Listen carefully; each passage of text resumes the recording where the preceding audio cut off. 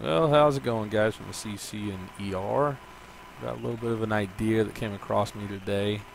Dabbling in the model railroad business, you kind of come into things that are interesting, and one of them is JMRI. This is a program that was started as a freeware years ago. People have worked on it like crazy and turned into some really amazing stuff. Now, the big part of JMRI, there's when you download the program for free, there's two things that pop up: Decoder Pro 3 and Panel Pro. Decoder Pro 3 was actually built to interface your computer to your model railroad layout so that you have the option to run DCC stuff. You can run your programming tracks, you can do all kinds of stuff. This is like probably the most intense freeware program I've ever seen in my life. Now, the reason why it jogged my thoughts and got me really thinking was because of Panel Pro. Now, I'll just put it here in the middle and launch it. It looks very basic right here, but there's something very interesting about it. Two things, actually. So first, in this Tools tab, as you go down, there's a Operations tab. There's Settings, Locations, Cars, Locomotives, Routes, and Trains. We'll get into that in a second, but there's also this Start JMRI Web Server. What you're basically able to do with the JMRI web server is turn your computer into a station that people can get access to the web browser and actually view all the locomotive details, route details, things like that. So here's kind of, you just hit that, you give out the website with your IP address so that they know exactly where they're going, and then people are allowed to access it, modify things. It's pretty interesting. But we're going to go in right now to the operations.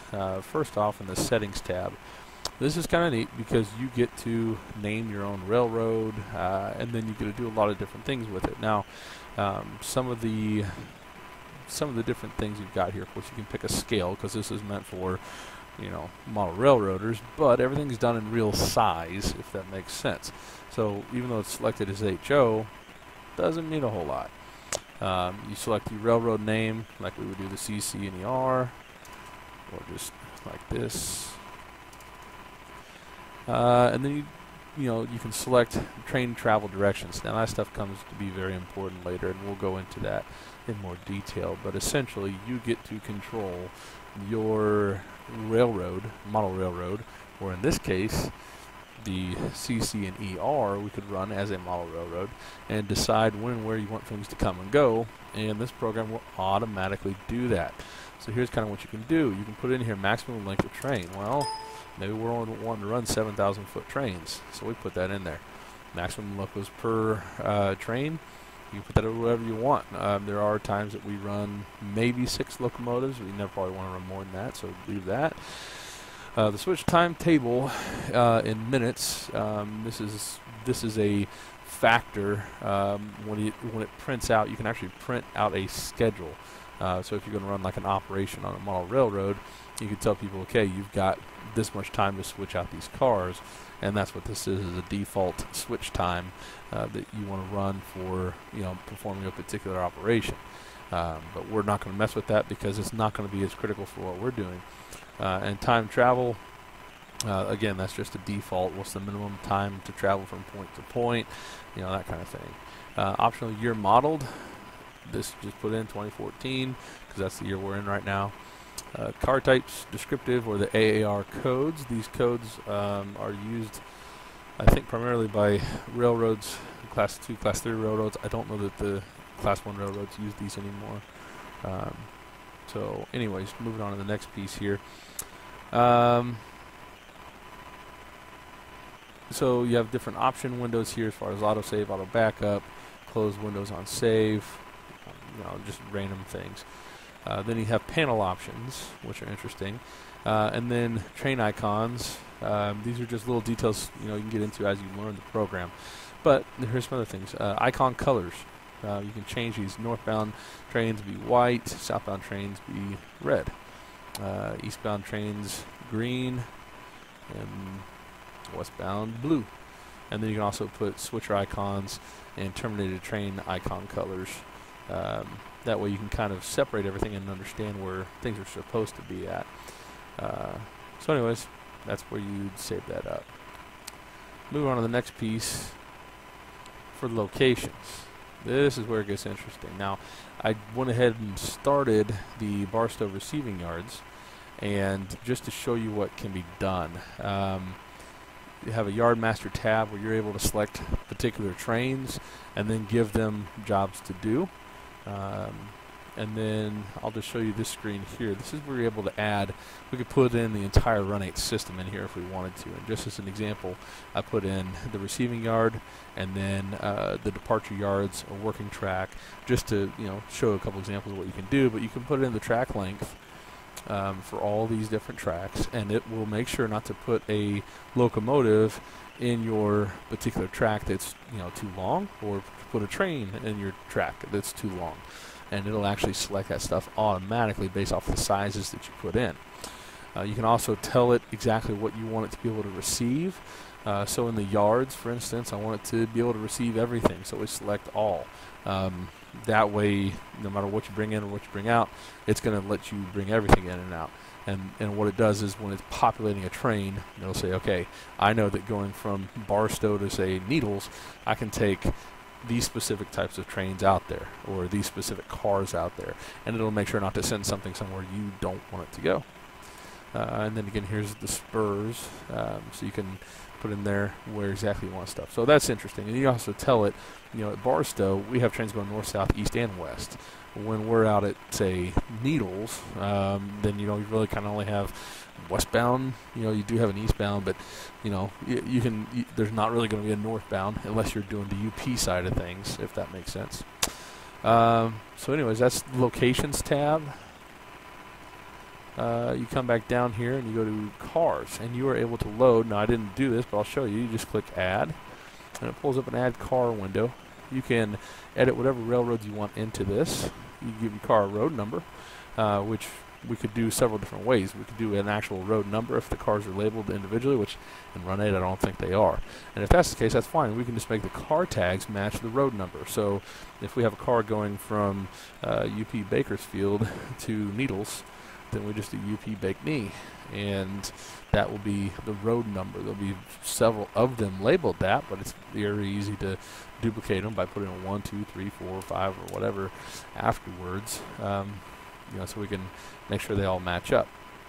You can select what type of car that you have. You can put that it's a hazard, a utility, flashing rear end device if you really wanted to, caboose, passenger, and then you select the length of the train. Now this is where it's important. You get a 54-foot, we'll say coil car, because that'll work. But it'll make sure that as it's building the train, it doesn't build a train that's too long. It'll take that 54-foot measurement and make sure it's not going to stick you in a siding somewhere, or stick you at an industry, or stick you in a yard where that entire train, or specifically a siding where you need to go with something, that it all fits correctly. Now you can put the weights in here, but it will automatically calculate weights for you based on the car's length. Now you can play with that. So for instance, like if you have a grain car, those are going to be a little heavier. So let's go to a grain hopper. And then, you can turn these up to 109 tons. I think that's where most of ours end up at. And we don't have to worry about the ounces. There you go. So you can set that. You can turn automatic off. Location and track. This is where you get to really get, picky. You can say, okay, I know that right now this UP Bakeney grain hopper, 54-foot grain hopper, is sitting at the Barstow receiving yards on departure 3. And so it's going to place it in the system there. And then as you ask it to populate trains, it'll populate that train, and it'll put this car in that particular train, and you get to print off a sheet that tells the yardmaster exactly where they need to go to pick things up, move them around, drop them off, and set up stuff for departures.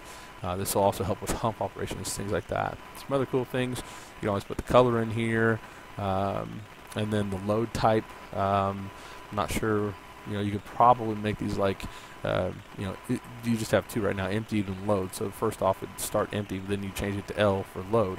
That way we know really easily, how much of a load we need. Now, you'd also do things like half load, so HL, or, things like that. That way you can kind of see as we go along.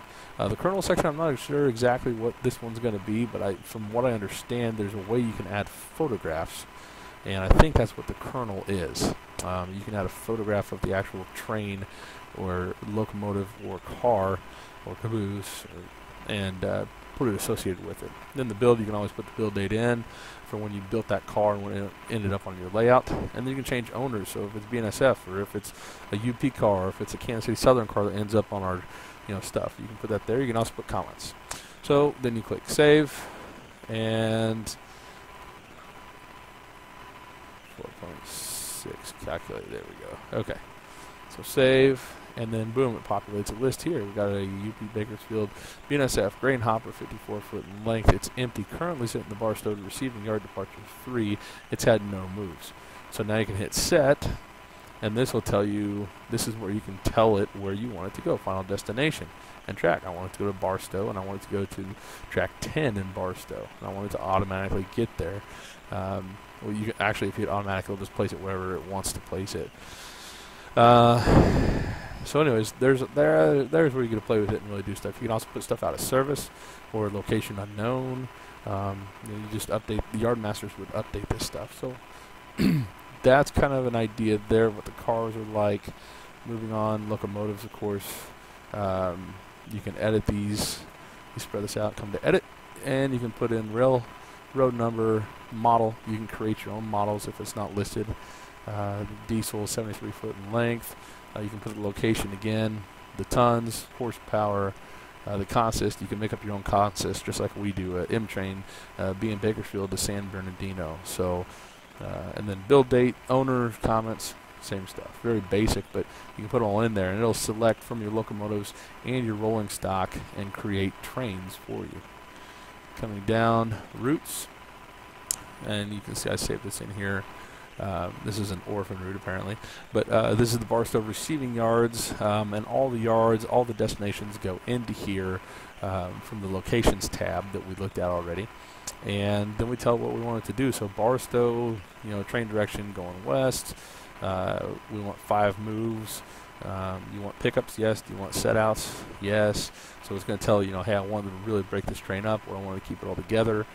Then it has the wait time, the maximum length, the grade of the actual track. If you put it in there when you build the route and the locations, you can put in specific information like that. You can add comments, and you can move it up or down the priority list, and you can also delete it. So there you go. You got departure time. You can change between the wait time and the departure time. You can actually select a departure time if you want to. And then you can add location at start or location at end. A lot of stuff to play with here. And then I think we're almost there. Trains. Now there's no trains on here because I haven't done enough. I haven't given enough information. I haven't given it enough locations, enough cars, enough locomotives, and a route for it to do everything. I don't have everything that it needs to be able to build a train. But when you do, you come over here and you can click build, and it's going to actually put together a train for you. So anyways, that's kind of what you get to do with it. Then you can build train reports. You can preview them. You can print them off, and everything you do can be based off of a print off that you get it, or you can print it to file, and that way you've got your work order in front of you on another separate computer. But like I said, this is really neat because you can pull it up on a web page and do the whole thing from a web page. Alright, so that's pretty much it. Again, you just hit the start JMRI web server. It has its own interfaced web browser, and when you access it via the IP address, people are able to view everything as a photograph, and they're not able to edit anything, but they're able to view it as photographs. Now, the way that we would handle it for the CC&E could be something as simple as saying, okay, only our guys are able to really play around with this. We only got the yardmasters able to edit, and so you would give on the dedicated server, you could give the information to log onto the server and actually use the JMRI program on the server for each yardmaster. That way they could update things like they need to. So anyways, hopefully this all makes sense to you guys, and we'll see if you like it or not. I think you guys will find this interesting like I did, and shared this a little bit with Ivan earlier. Hopefully we can make something like this happen. But anyways, thanks guys. We'll see you.